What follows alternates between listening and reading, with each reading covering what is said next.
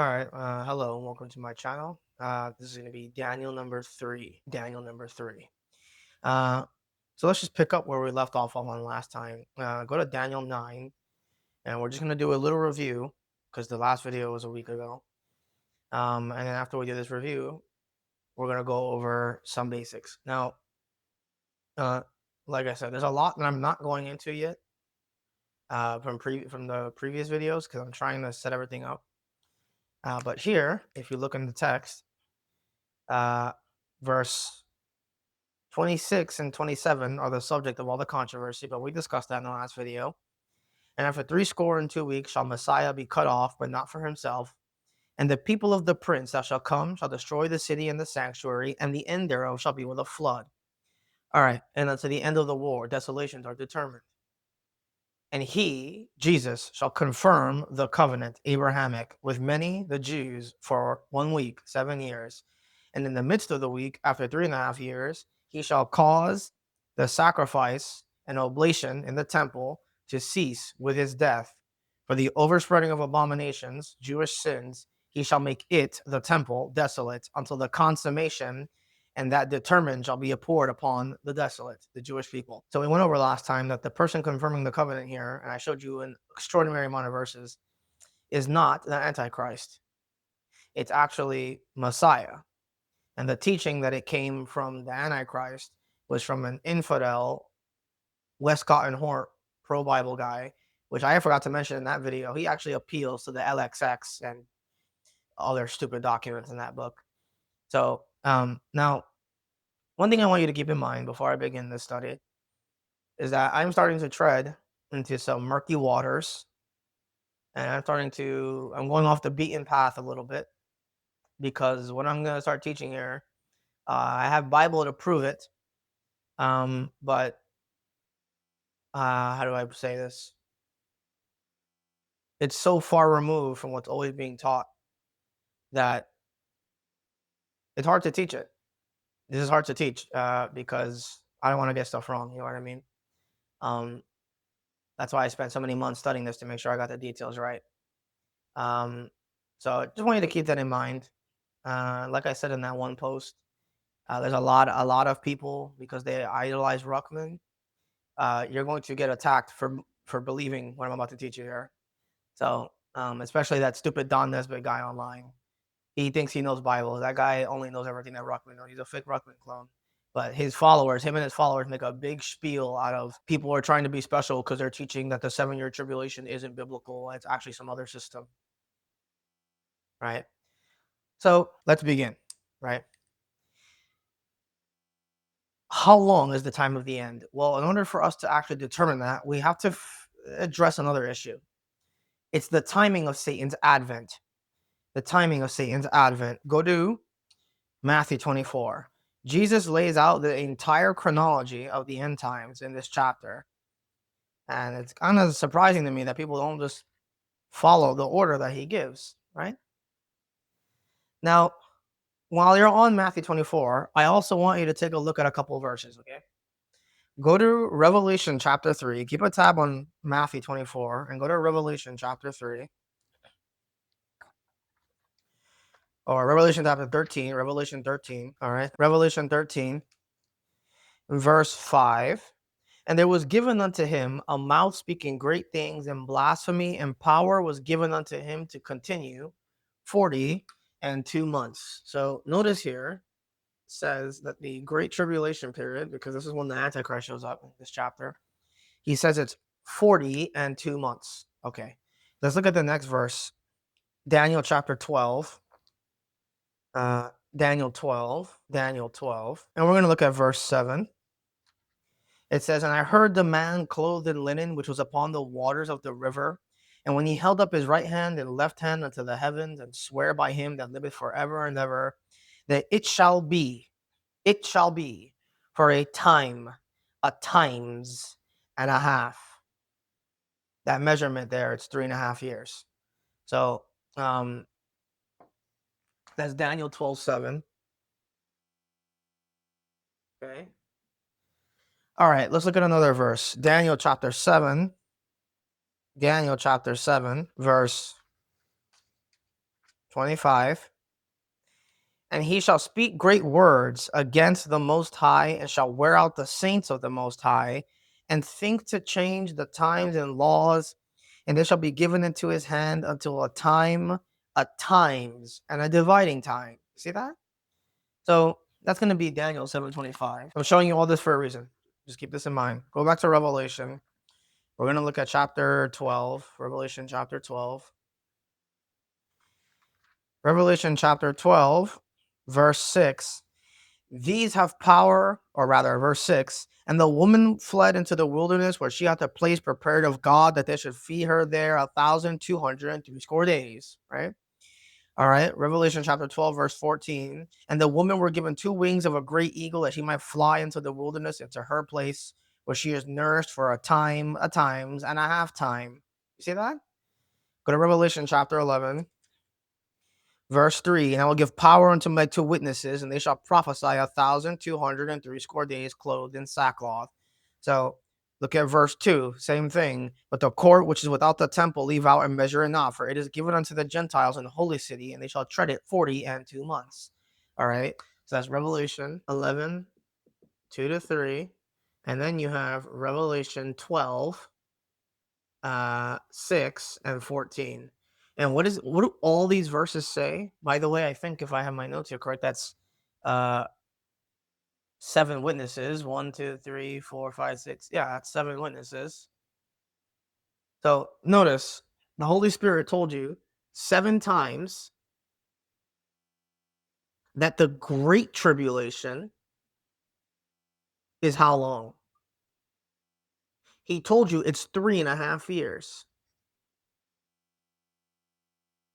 Okay? He told you that it's 3.5 years. Okay. Now, here's a problem now. Let's go into a timeline now. So here's our timeline. Let's review from last time. We had the 7 weeks of Nehemiah, and the commandment is by Cyrus. And then we have the 62 weeks of Jerusalem being rebuilt and the temple. After you have that, you're going to be at the 69th week. I might have to make this longer, actually. You're going to be at the 69th week. So these two give you 69 weeks. And who shows up at the first 3.5 years? So now we're going to be here. Now we're in the 1 week.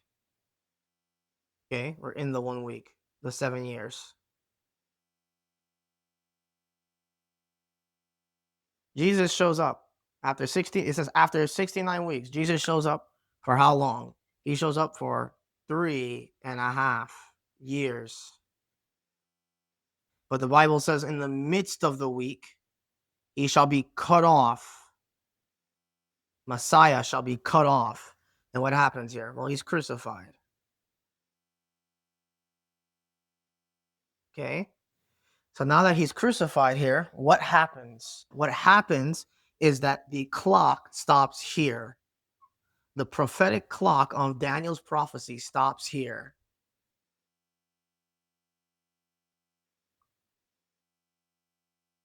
See that? Because he said that he shall cause the sacrifice and oblation to cease.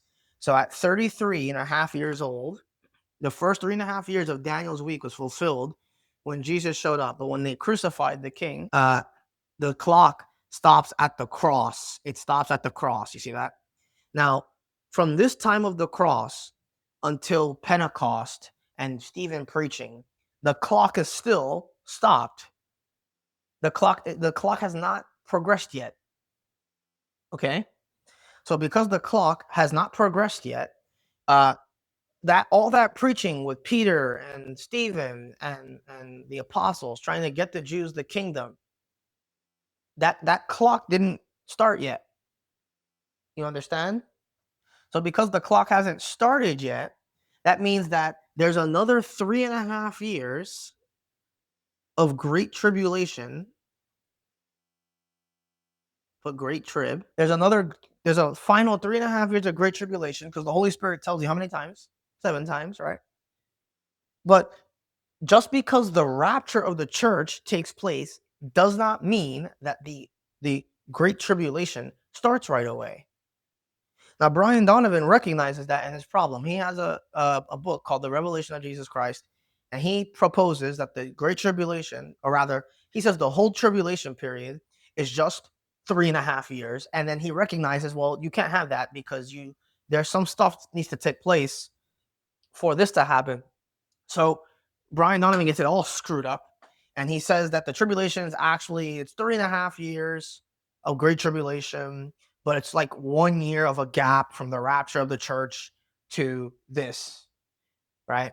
And the way he even arrives at this is he still uses Ruckman and Robert Anderson's format that the person confirming the covenant is Antichrist. So then he tries to make Judas Iscariot the Antichrist, which is only a half truth, and then he messes everything up. He just gets everything all wrong, right? But the point is, the final 3.5 years is the Great Tribulation. When this takes place, that will fulfill the rest of Daniel's prophecy, right? Now, when Jesus gets crucified, what happens? Well, blah, blah, blah, blah, the book of Acts, and then you're in the church age, right? You're in the church age. Now, what is the church age? A parenthetical. The church age is a parenthetical, which means it was inserted into the prophetic clock. It was not prophetic clock. It was inserted into the prophecy with a gap in between the two, right? And what you have is that in the first 3.5 years of Daniel's 70th week, you have Jesus fulfilling the mystery of godliness, okay? And then what you have is that when the son of perdition shows up, the Antichrist, you have another 3.5 years regulated to a false anointed man. Because remember, the devil is called the anointed cherub. He's anointed, just like Christ is anointed, because he's a counterfeit. So in the same way that Jesus has the mystery of godliness, God manifests in the flesh, the final 3.5 years of the time of the end, the great tribulation, has what? The devil fulfilling the mystery of iniquity. So 3.5 years of Jesus, Daniel 70th week, the real Messiah, the real Christ, fulfilling the mystery of godliness. And then you have the great tribulation being fulfilled with the son of perdition showing up as the mystery of iniquity. Okay, you see the parallel? See what interesting that is? Okay. Now, when the rapture of the church takes place, once again, the clock does not have to start right away. There's nothing that says that it has to start right away. Okay. So what you have is the rapture of the church takes place because the church can't be in the time of the end because everything in the tribulation is all screwed up, right? And then when the church gets raptured out, you have a transition from the church age going into Israel. Because remember in the book of Acts how God was going from Israel to the church? Well, now what you have here is when the rapture of the church takes place, God needs to get the ball rolling to transition to this period, the Great Tribulation. And so in the book of Acts, you have a transition from church age to from Israel to the church. And now when the church gets taken out, because the church right now is God's dealing, but when the church gets taken out at the rapture, God has a lot of reasons for doing this cataclysmic period, but ultimately it's to bring Israel back to him. So now you're going to have a transition from church age doctrines, church age everything, church age conditions, and transitioning to the Great Tribulation. It's a transition from church to Israel. It's a complete mirroring of history. You see that?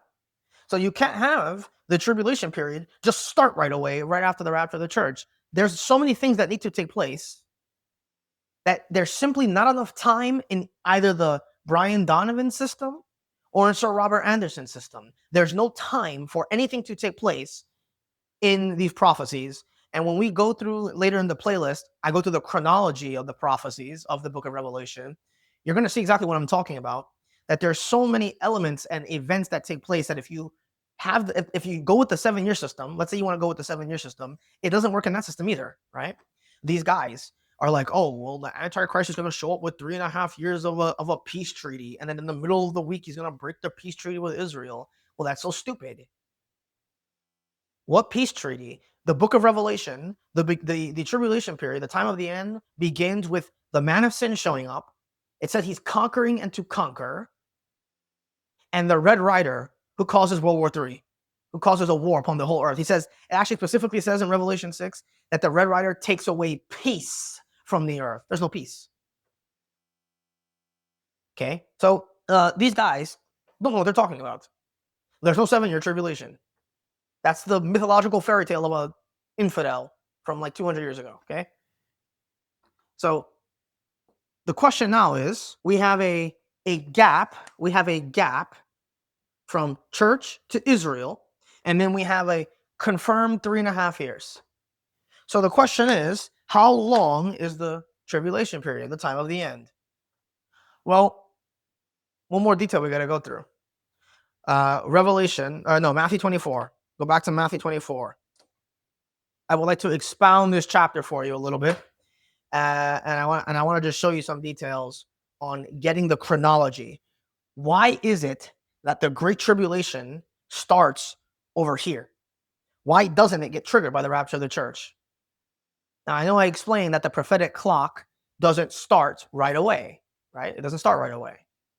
But what is causing the Great Tribulation to begin, right? What is the event that marks it? Okay, let's go look at it. And I just want you to be careful, because God is not an idiot, okay? I feel like people put God in a box and they make him like an idiot, okay?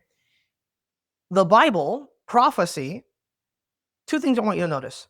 Prophecy is not history being predicted. It's history being declared ahead of time, okay? So somebody's out there writing what's happening, and then he's wrote it in a book and he's telling you what's going to happen, right? God's not predicting the future. He knows it and he's declaring it, okay? That's the first thing. The second thing is, God basically gave us, the Bible's basically like, like those puzzle board pieces, like those puzzle board games. He basically gave us a book that's just a puzzle board, and you are having to move pieces to different parts of the picture to gain the correct image, right? And so, do you think God, who's not the author of confusion, is going to leave you with some way that you're unable to tell the chronology of events in prophecy? Well, according to the fundamentalist Baptists and the so-called King James Bible believers, he will, because these guys talk so much about studying the Bible and being believers. But what I'm about to demonstrate to you is just from simple reading, okay? But these guys don't read the Bible.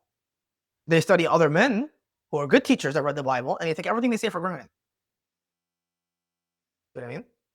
Here's Jeffrey Grider.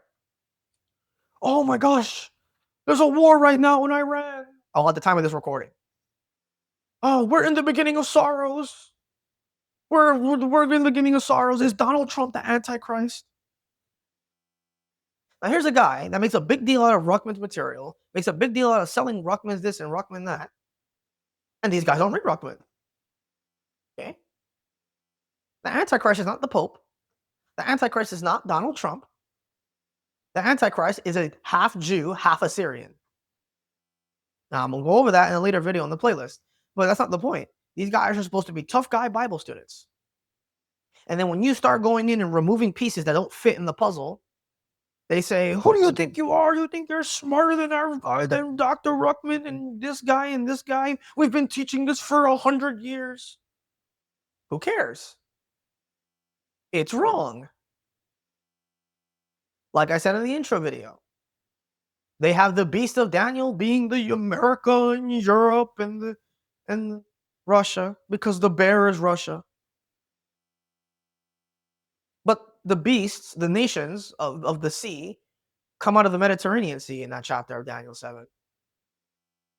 That one, those two words in that chapter invalidate half of those material on Daniel, because everybody is saying it's Russia and America and Europe when none of those nations are on the Mediterranean. Now, you know what's going to happen? You're challenging Ruckman. You think you know more Bible than him. You think you know more Bible than this guy, that Don Nesbitt guy. He knows so much Bible. See the problem? So, I'm warning you now. The more you start watching, the more you continue in this playlist, the more you're going to go off the beaten path, and you're going to make a lot of enemies with some of these pathetic losers. But I'm interested in what the Bible says in chronology. And one last detail I want to point out to you as I go through this series is Uh, don't you ever dare get sucked into this stupid idea from these KJV Bible believers. Because I'm a KJV. I believe the King James Bible is the final authoritative word of God. That this is God's book that He wrote for us. But don't you ever let it get in your head from these stupid idiots that there's nothing left for us in the Bible to know. God is not going to show us anything else. We're just so wicked, and God. Why would God ever show anything in this that kind of mantra? That's false humility. God will gladly show anybody, any Christian, stuff from His Word if he believes it and studies it. Okay. And these guys that are sticking to Ruckman's teaching, when I've demonstrated that he got his stuff from a infidel that he didn't know about, is proof that these people don't really love God and His Word the way they say they do. Talking like Ruckman and acting like Ruckman, but they're not Ruckman. Go to Matthew 24. Matthew 24. Now, we're going to be coming back to this chapter in this playlist very frequently, but I just want to go through the basics. I don't want to get too crazy deep. The temptation to get deep in these chapters is like grinding on me, but I'm just trying to hold it down right now because I want you to just get an idea of what's going on, okay? So, let's look at verse 4. Let's lay the groundwork. And Jesus answered and said unto them, take heed that no man deceive you, for many shall come in my name, saying, I am Christ, and shall deceive many. And ye shall hear of wars and rumors of war, okay? For all these things must come to pass, but the end is not yet. All right. Now, let's slow down. Let's slow down. You see this term, the end? The end? In this chapter, you need to be very careful with this word. In this chapter, this term has three applications. For example, Jesus says, they that endure unto the end, the same shall be saved. Now, that statement is a tribulation, time of the end, doctrinal statement. He's talking about enduring to the end of this. Okay? But notice here in the verse, he says that all these things must come to pass, what I just told you, but the end is not yet. This is not talking about the end of the last 3.5 years. How do you know that? Keep reading carefully. It says, for nation shall rise up against nation, and kingdom against kingdom, and there shall be famines and pestilences and earthquakes in diverse places. All these are the beginning of sorrows. So you have a period leading up to this that isn't this, and he's calling it the beginning of sorrows. So Jeffrey Greiner says we're in the beginning of sorrows. Well, he's a post-millennialist now. We're not in the beginning of sorrows. I'm willing to forgive a new Christian for making that error because they read like 2 verses of Matthew and they're like, oh my God, we're in the end times. But Jeffrey Gardner's been saved for how many years? He's still teaching this garbage. We're not in the beginning of sorrows. I'm only hard on him because the guy, he's calling himself a prophecy teacher. And he just says the same garbage in the same like 3 videos. Okay? We're not in the beginning of sorrows. The beginning of sorrows is the transition period from the church to Israel, from the church to the tribulation period, the Great Tribulation. Okay? Now, I'm not even going to get into verse 9. It's loaded. But I want you to go to 11. Many false prophets shall arise and shall deceive many, and because iniquity shall abound, the love of many shall wax cold. But he that endureth to the end, the same shall be saved. Okay, now what is the gospel being preached in this chapter? It says, and this gospel of the kingdom. That's what Jesus was preaching. That's what John the Baptist was preaching. Because this is what? The church to Israel. Jesus is sending the 144,000 to go preach the gospel of the kingdom. To who? Israel. What kingdom? The Messianic kingdom.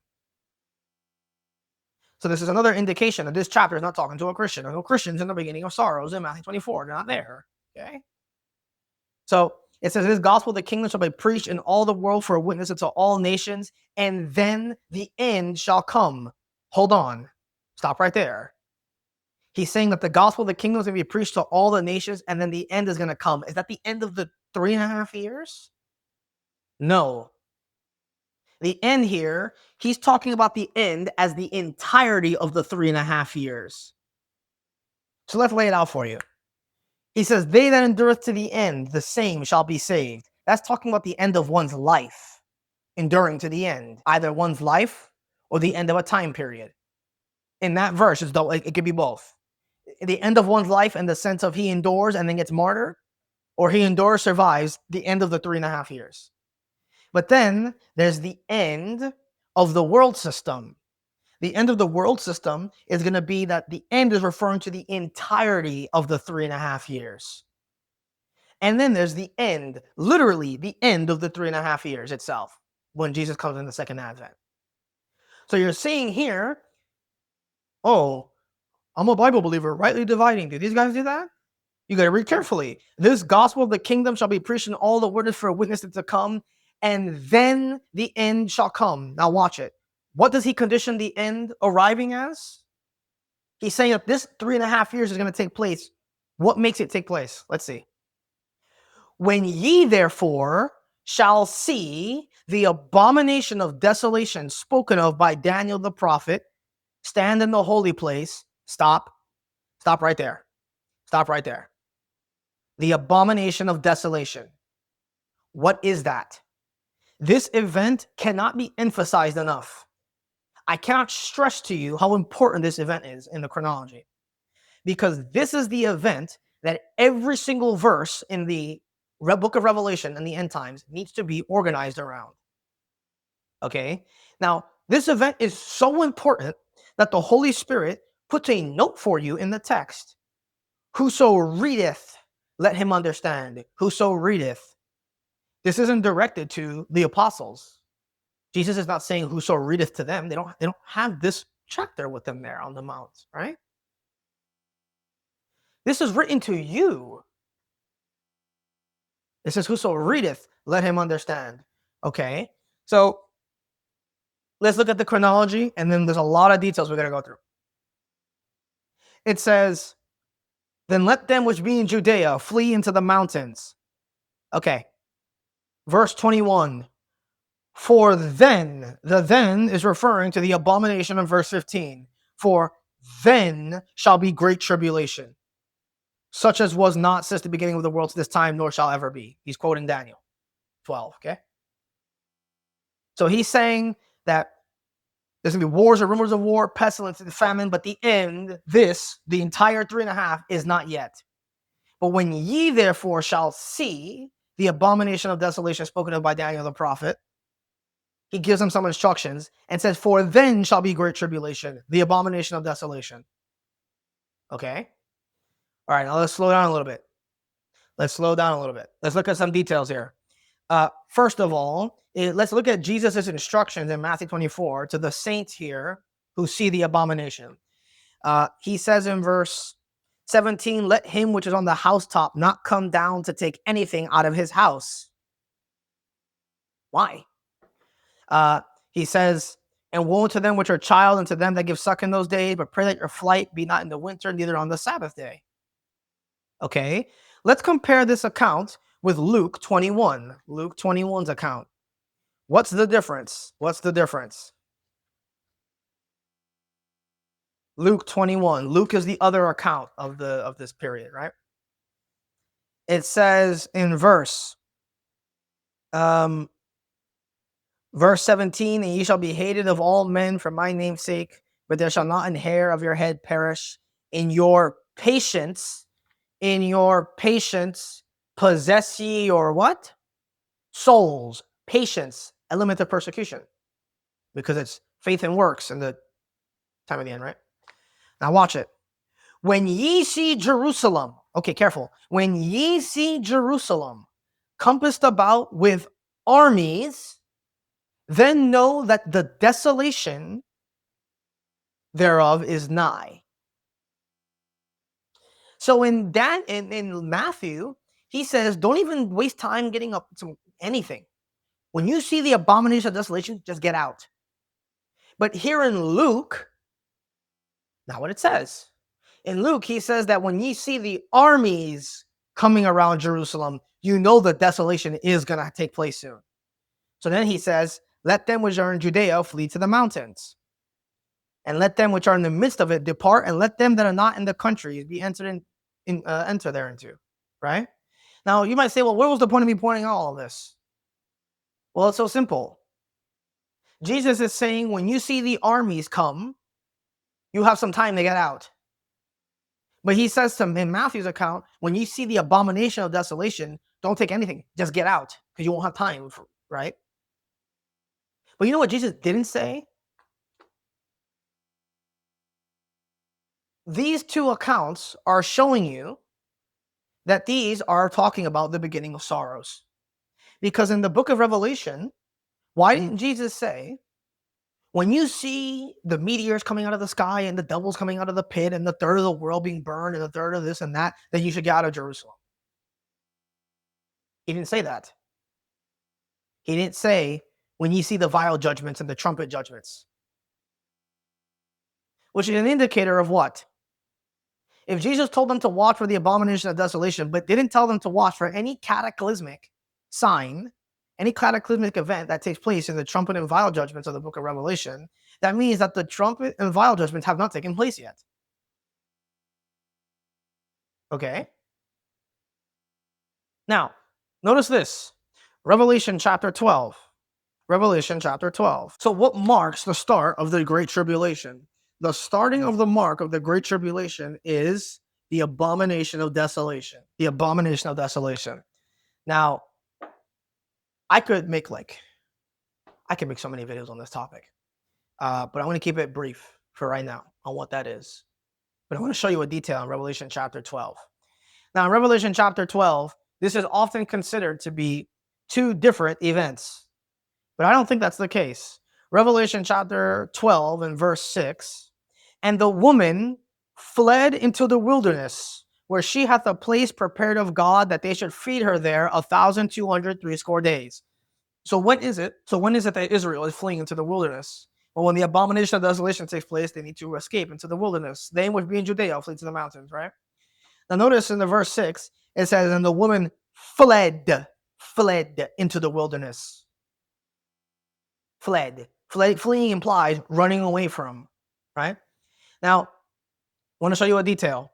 Revelation chapter 12 and verse 14. And to the woman, this is the same woman, were given 2 wings of a great eagle, that she might fly into the wilderness, into her place, where she is nourished for a time and a half time from who? The face of the serpent. So notice the chronology here. Notice the chronology, how it perfectly matches Matthew and Luke. Revelation chapter 12, there's a great dragon that appears in verse 3. And that dragon in verse 4 cast down 1/3 of the stars, okay? And the woman was going to be delivered soon. Revelation chapter 6, what happens? The woman flees into the wilderness. But then who shows up in Revelation chapter 7? There's a war in heaven, and in verse 9, the great dragon is cast out. So here's one group of Jews in Revelation chapter 12 who go into the wilderness. She flees into the wilderness before the devil is cast out, which means that the abomination of desolation has not taken place yet, because this event marks the start of the Great Tribulation. And who is the one that gives authority and power unto the Antichrist? Satan. So this group of Jews flee before the son of perdition shows up. But then if you look in chapter 12, verse 14, and the woman were given 2 wings of an angel, that she might, a great eagle, that she might fly into the wilderness, into her place, where she is nourished, right? But look what it says at the end. From the face of the serpent. There's a second group of Jews that escape, but these are in direct contact and persecution from the Antichrist.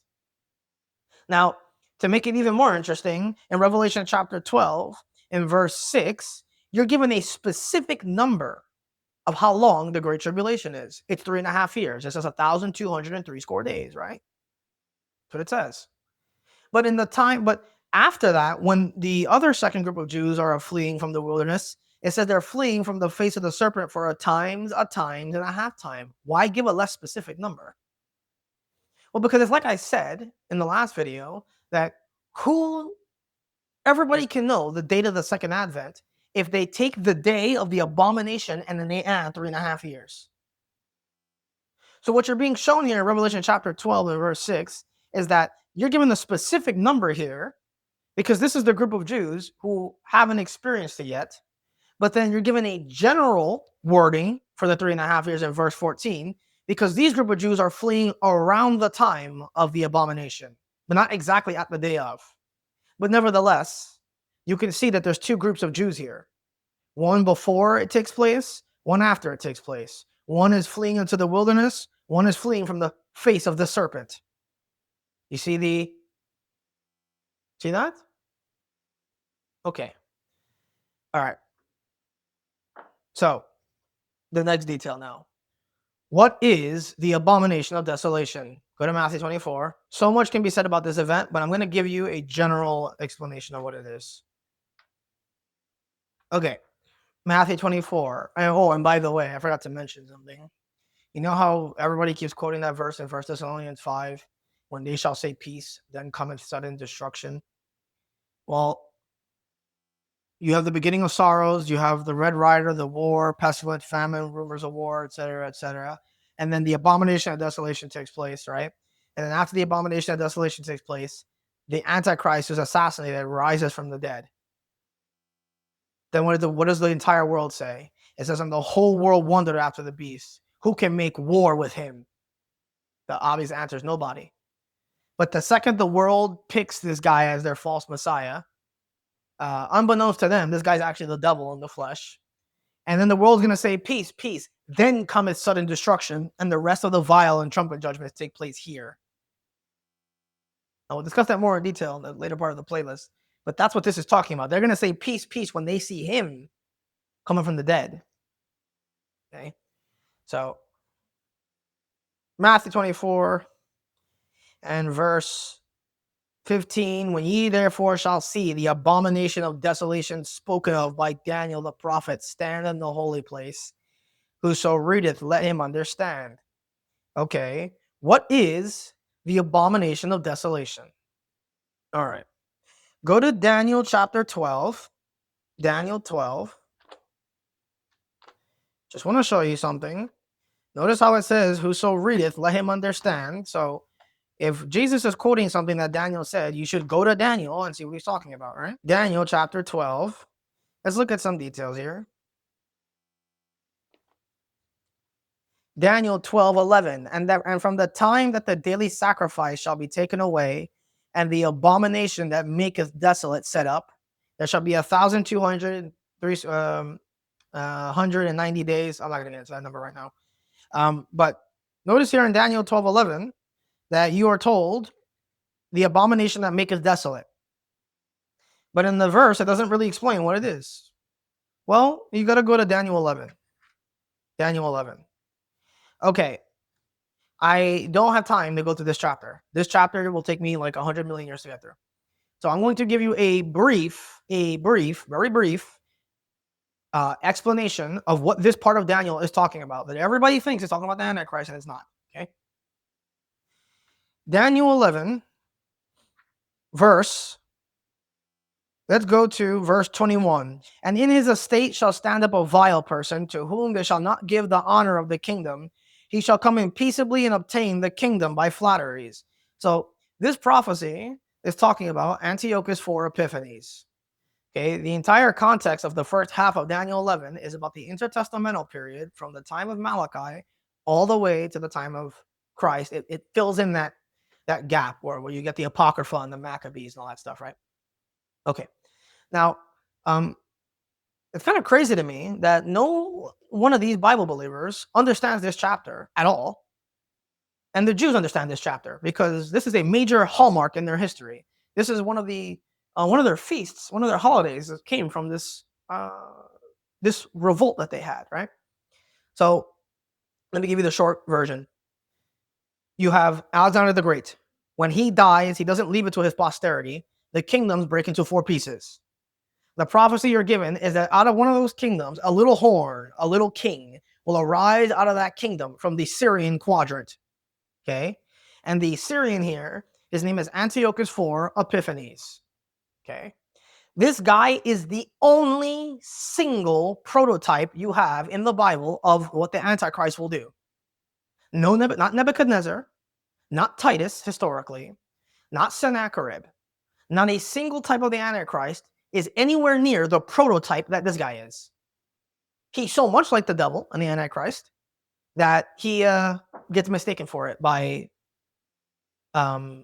less knowledgeable Christians. Okay, so what you're reading about here, 21, is that Antiochus IV Epiphanes, he was a Syrian king from the Seleucid region, the Seleucus of the Eastern Syrian. Now he himself was not Syrian, and he deceived the Jews and took over their kingdom and took over Palestine and all these countries by flatteries and deceit. He came in like a nice guy. Okay, and that's what this is talking about. In verse 21, it's talking about he shall come in peaceably and obtain the kingdom by flatteries. That's not the Antichrist. And with an arm of floods shall they be broken, or be overflown from before him, and shall be broken. Yea, also the prince of the covenant. Well, the prince of the covenant is talking about the high priest. The high priest gets thrown out by him, and he puts in his own false priest in the temple, right? Now, it says in verse 23, after the league made with him, he shall work deceitfully. He shall work deceitfully. Okay?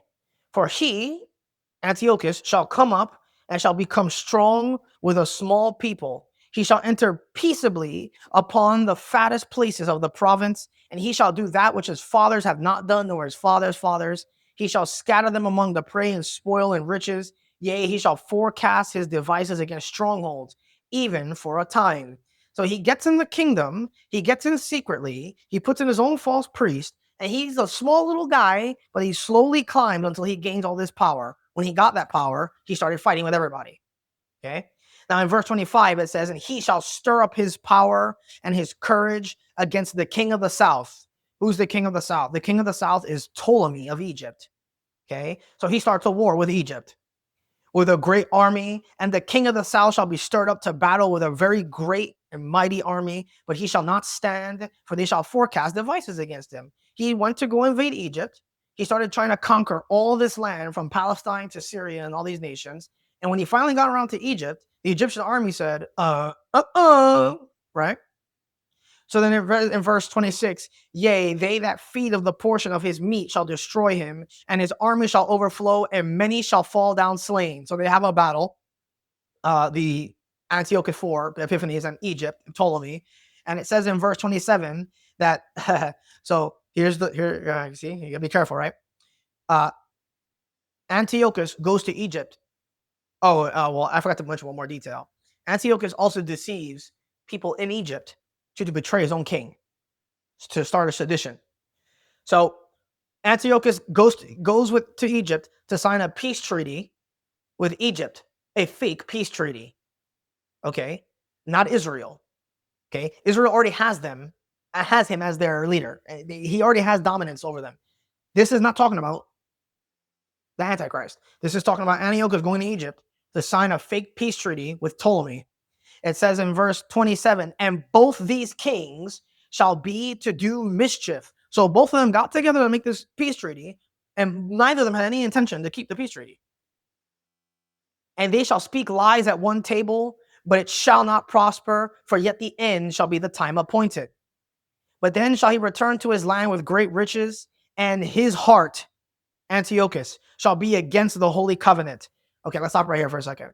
This is where the chapter starts to blur, because this is still talking about Antiochus, but you're starting to see elements of what he's doing that does match the Antichrist. And then you see that halfway into the chapter, it actually does swap to the Antichrist. So this is a double application verse here. It says in a holy covenant, he shall do exploits and return to his own land. And at the time appointed, he shall return and come towards the south, but it shall not be as the former or the latter. So there's a time appointed where Antiochus betrays the peace treaty. And that's what you're reading here in verse 29. Now in verse 30, for the ships of Chittim shall come against him. So these are Roman soldiers. So he went to go attack Egypt, and the Romans stopped him. He was like, dude, what are you doing? Right? And it says, therefore, he shall be grieved and return and have indignation against the holy covenant. So shall he do. He shall return and have intelligence with them that forsake the holy covenant.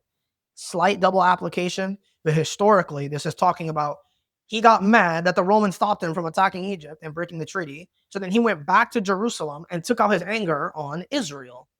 Okay. Verse 31, and arms shall stand on his part. They shall pollute the sanctuary of strength, the temple, and take away the daily sacrifice, and they shall place the abomination that maketh desolate. So what did Antiochus do? He showed up. He sent his soldiers to slaughter 80,000 Jews. This was the worst slaughtering of Jews since the time of Nebuchadnezzar. He goes in the temple. He puts a pig. He kills it, sacrifices it on the altar. He sets up an image, and it says to the Jews, if you don't worship my God, I'm going to put you to death. And then he goes in and makes the Jewish priests drink the blood of the pig that was sacrificed on the altar. That's the abomination that maketh desolate in Daniel 11. But then after this verse, it completely swaps to the Antichrist. And then the rest of the chapter is a future prophecy about the tribulation that we're not going to go through right now, right? So Antiochus for Epiphanes is the perfect prototype of the son of perdition. Now, what do I believe that Antichrist is going to do? Well, I don't want to go into it in a study right now, but my personal theory is that the Antichrist, his version of the abomination of desolation, is he's going to do a human sacrifice and make everybody drink the blood of the humans that he has there cannibalized. I think that's what's going to take place, but that's another Bible study for another time, right? But nevertheless, Antiochus is such a perfect prototype that Jesus told you in Daniel, let him that readeth, let him understand what I'm talking about.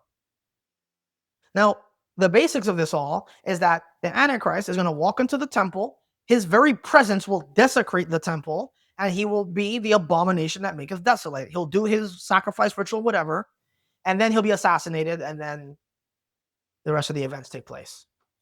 Now, I'm going to leave it there. I'm going to expound more on that in the later part of the playlist. But for right now, just understand that this event is what decides everything. This is the event that everything in the Bible for the end times has to be organized around, because Jesus set it up that way in Matthew 24. You understand? Now, one last detail that just came to mind that I forgot, because this is a hard study to teach, is that in the beginning of sorrows, what's being preached? The gospel of the kingdom. That's not what's being preached over here. What's being preached over here is in Revelation 14, the everlasting gospel being preached by an angel. Now, what is the interaction between the gospel of the kingdom and the everlasting gospel? Well, that'll be, a later video. I know I keep saying that, but the video's already almost an hour long, and you're gonna get confused, right? So, okay. So now, the question is, how long is the time of the end? Well, let's look at some verses. Where's my marker? Revelation chapter 2. Revelation chapter 2. Revelation chapter 2. Revelation chapter 2 and verse 10. Fear none of those things which thou shalt suffer. Behold, the devil shall cast some of you into prison, that ye may be tried, and ye shall have tribulation. How long? 10 days. 10 days. Why 10? Why didn't he say 7 days? Why didn't he say 3.5 days like Brian Donovan? He said 10 days. Ruckman has an amazing book on this topic about how the churches of Revelation are spiritual prophecy in the church age, which is true. But he says that the 10 days here are talking about 10 Roman imperial persecutions that took place in history. Now, let's be honest. That's fine to say that. But let's be honest. Doctrinally, would that not be considered a private interpretation? You shall have tribulation 10 days. Okay. Let's look at another one. Another example. Go to the book of Daniel. Daniel chapter 1. Daniel chapter 1. Daniel chapter 1. Now here's Daniel. What is Daniel? Daniel is a perfect type of a Jew in the time of the end. Daniel is a Jew. He's a virgin because he's a eunuch. Okay. He's under a type of the Antichrist, Nebuchadnezzar. He doesn't want to eat of the king's dainties, because that Proverbs chapter is a prophetic reference to the Antichrist. And he will not worship the image of the God. So Daniel is a perfect type of a Jew in captivity under Babylon also. Okay. So let's see something interesting here. Daniel chapter 1 in verse 12, prove thy servants, I beseech thee, 10 days, and let us give them pulse to eat and water to drink. Verse 14, so he consented to them in this manner and proved them 10 days. Why not 7 days? Why not 3.5 days? Why 10 days? And you know what's interesting is that Nebuchadnezzar is the start of the times of the Gentiles. 586 BC. That's when the Gentiles begin to have more dominance over everything. And you know what's interesting? What's the Gentile number in the Bible? 10, undisputably. So is it that strange to theorize that the time of the end might be 10.5 years? 7 years of beginning of sorrows? 3.5 years of great tribulation? But let's continue. I want to do more than that. I want to give you verses. How about one more detail? God judges Egypt in the tribulation period. But Egypt, how many plagues of Egypt were there? 10. Why not 7? Isn't God's number the number of completion? Why judge Egypt with 10 and not 7? Let's keep looking at it. Let's go to the book of Job. Job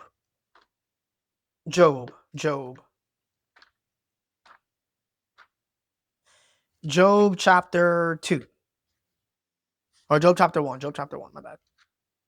Job chapter 1. Okay. Here's Job. So here's Job. Ready?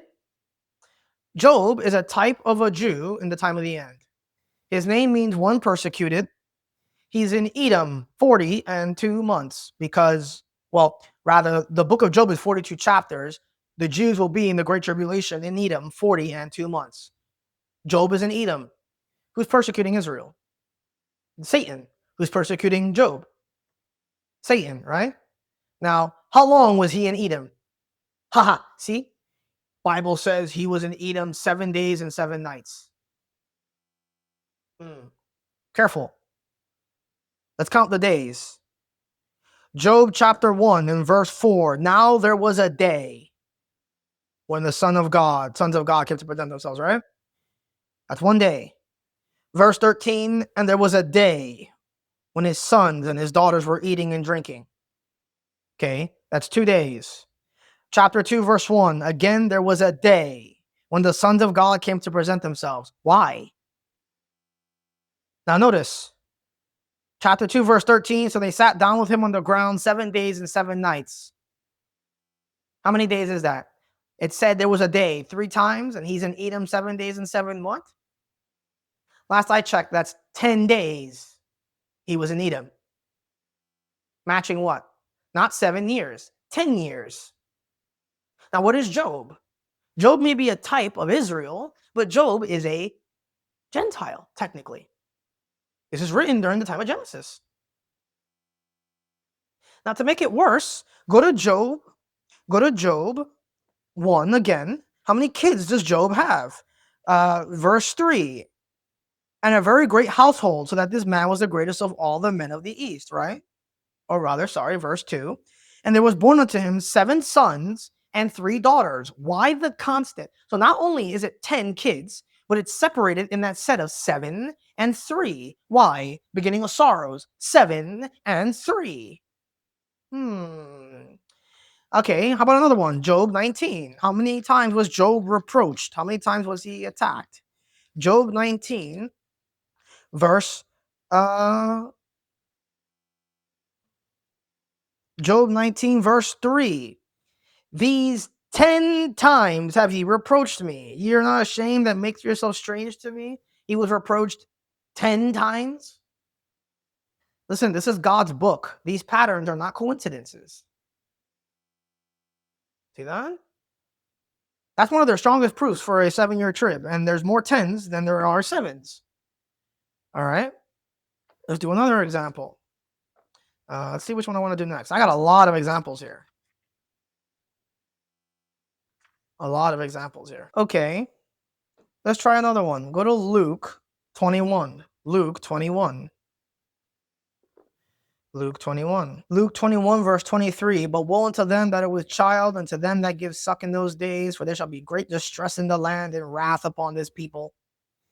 And then he says, and they shall fall by the edge of the sword, and shall be led away captive into all nations. And Jerusalem shall be trodden down of the Gentiles until the time of the Gentiles be fulfilled. The time of the Gentiles does not end in 1948. Now, I believe that the Jews in Israel right now are the literal Abraham, Isaac, and Jacob Jews. I do believe that. But all those prophecies about God regathering the Jews back to their land that everyone likes to quote as fulfillments when the Balfour Declaration happened are private interpretations. Because those verses that they're talking about, for example, Isaiah chapter 11 about God regathering the Jews, well, those are Second Advent references. Which means that when God gathered Israel back this time, it's a shadow of what's going to take place. But this Israel, while they are the literal blood descendants of Abraham, Isaac, and Jacob, they are the literal Jews of the Old Testament.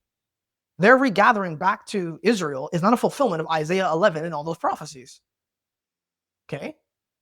If they needed to be gathered back to their land in order for the Antichrist to do what he's going to do to them, in order for God to capture his remnant a second time. You understand? The Balfour Declaration is not a fulfillment of the time of the Gentiles. The Gentiles are still in power. They will still be in power until when? The Second Advent. Right?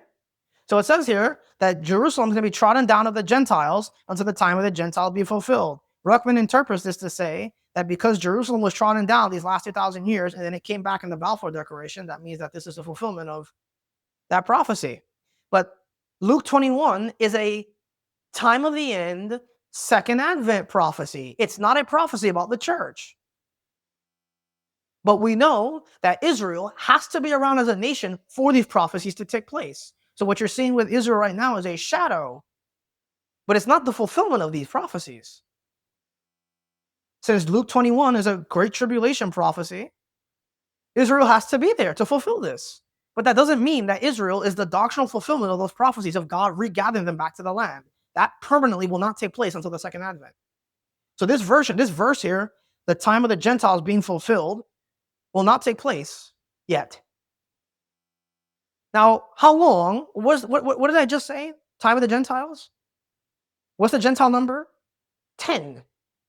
How many kings are there in the Gentile kingdom of the tribulation period, the time of the end? There are 10 kings, 10 horns, 10 toes on Daniel's image. So would not be a strange guess, a proposal, that those 10 toes and 10 horns and 10 kings could possibly be 10 years? Since the time of the Gentiles ends at the end of 10 years. Ever think about that? Okay, how about we go to another one? Now notice all these verses I'm giving you. Verses and verses and verses and verses. And I'm expounding them to you. The 7-year guys, all they can do is, well, Dr. Ruckman. They're idolaters. All right. Go to 1 Samuel. No. Yeah, 1 Samuel 25. 1 Samuel 25. 1 Samuel 25. Now, this is a type. What I'm about to read, what I'm about to show you here is a type. So it's not going to match one for one. It's not going to match one for one. But you will see it. 1 Samuel 25. So what is the story of 1 Samuel 25? There's a guy named Nabal, the Carmelite, I think is how you say his name. I don't remember how to say his name. His name is Nabal. And David and the Jews are where? Verse 1. And David arose and went down to the wilderness of Paran. So David and the Jews are fleeing from Saul, and they are in the wilderness. And what's their problem? Well, they're hungry.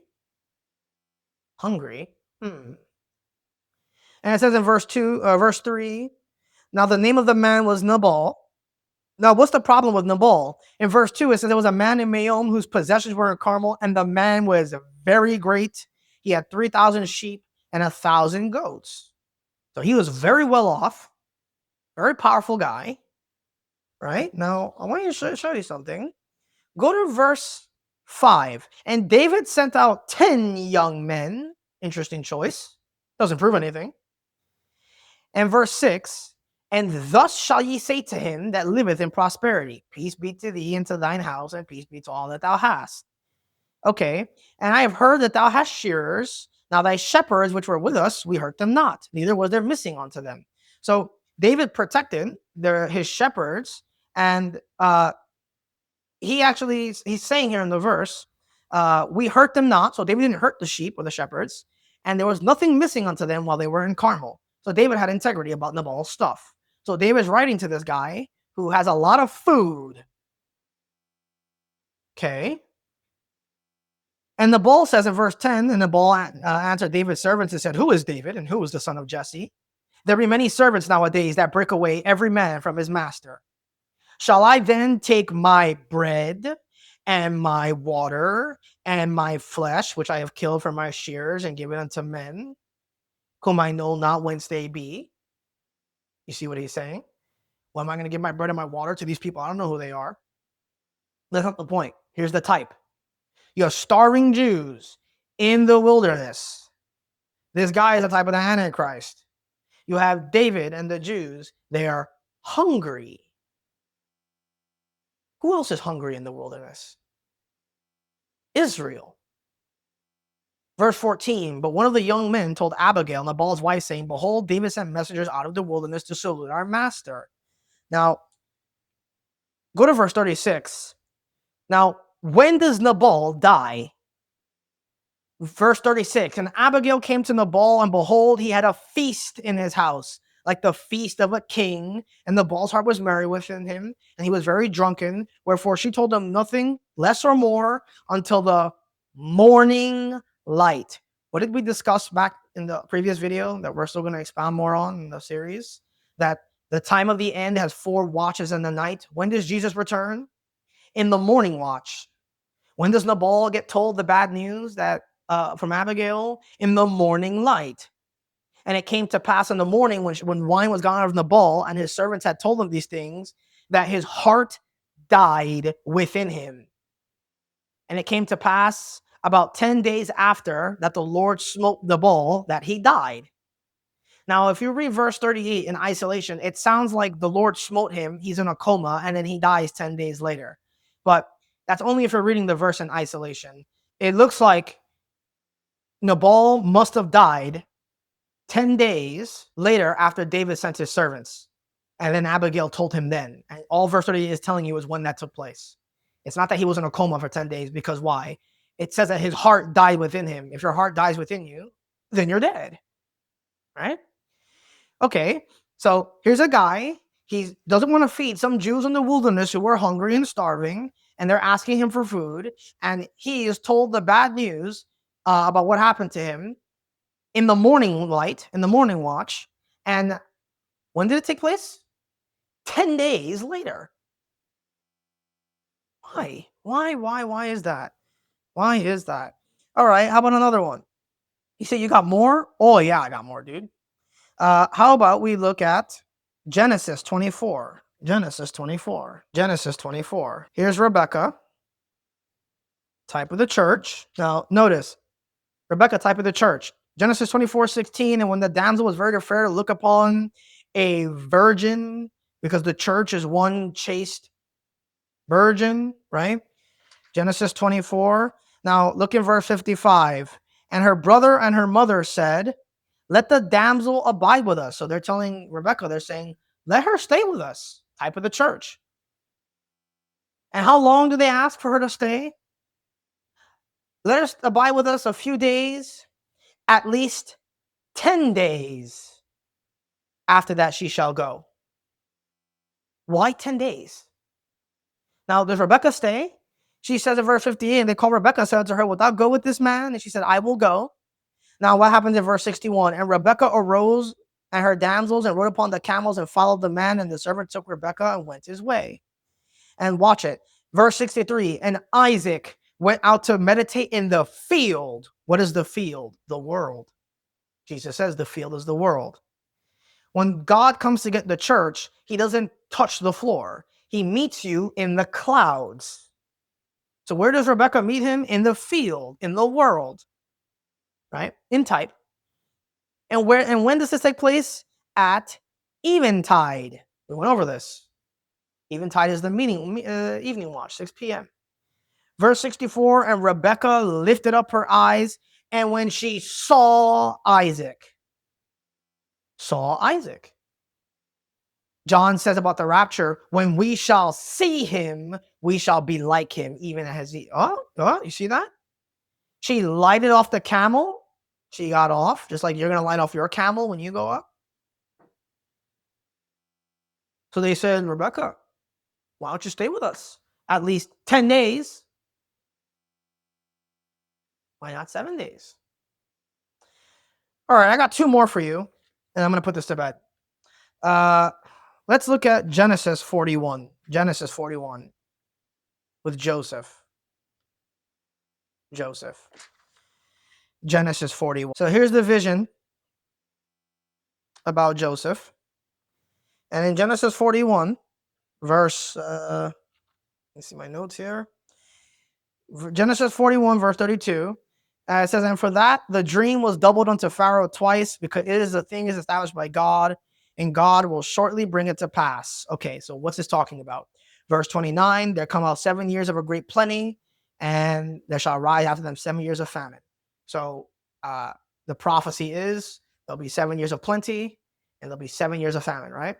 Now, just because God gave the prophecy, it says in verse 32 that he will shortly bring it to pass. Shortly bring it to pass, right? Okay. Now, I want you to notice something. How old was Joseph? So let's do some math here. So Joseph, let me get my chart. Hold on. I got a chart for this. This is you can do some mathematics. Okay. So Genesis 41, 46. How old is Joseph? Well, Joseph is, I'll have to erase this. There's really no point in me writing this. 30 years old, just like Jesus is 30 years old. Okay, keep that in mind. And you'll see that in verse 46, right? And then it says in verse 47, and in the 7 plenteous years, the earth brought forth by handfuls, right? So there was going to be the 47 year, the 7 years of plenty. So there's 7 years of plenty, okay? 7 years of plenty. That's going to be verse 47. And then how many years of famine were there? Well, go to verse 45, I believe it is. Genesis 45, verse 6.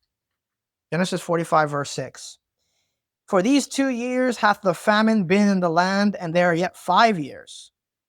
So if you look in the prophecy, you're going to see here that there's 2 years of plenty, and there's 2 years of famine. Now, there's a problem. God said in the vision in chapter 41, he said that he would shortly bring it to pass, which means there had some time had to elapse in order for the vision to begin, right? Now, how long is 7 plus 2? That's 9 years. But you know the problem with that is? Joseph is a type of Christ. So if you have the vision starting right away, even though God said he will surely bring it to pass, that means that Joseph will be revealed to his brethren, type of the second advent, at 39 years old. What's the problem with that? The problem with that is that 39 is a cursed number. 13 times 3. Would God end his son, Joseph, the type of Christ, being 39 years old if 39 is a cursed number? Go back to Genesis 41, just to help you explain this again. Verse 32, the vision, it says, and God will shortly bring it to pass. Shortly bring it to pass. So then the question is, how long is the shortly bring it to pass? I believe that the shortly bring it to pass will be 1 year. It'll be 1 year, which means that Joseph will be 40.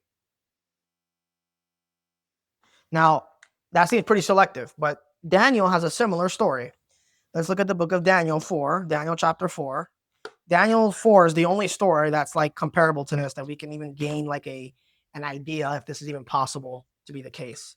Daniel chapter 4. Here's the vision with Nebuchadnezzar.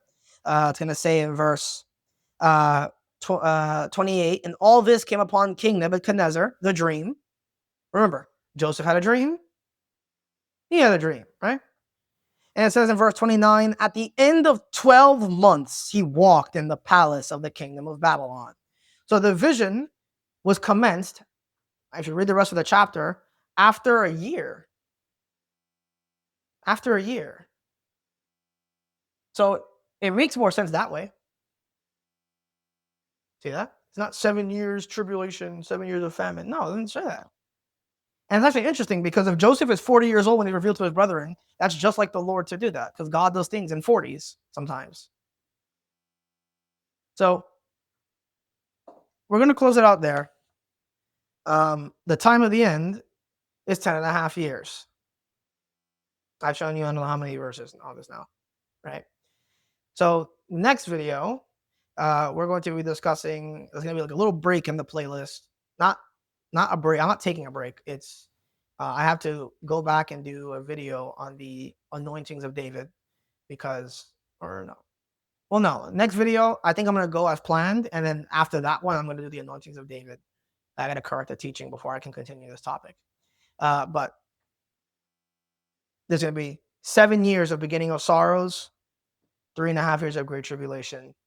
Tribulation, 10 days to end the tens of the Gentiles, right? So I'll make the board available. Grace be to you all.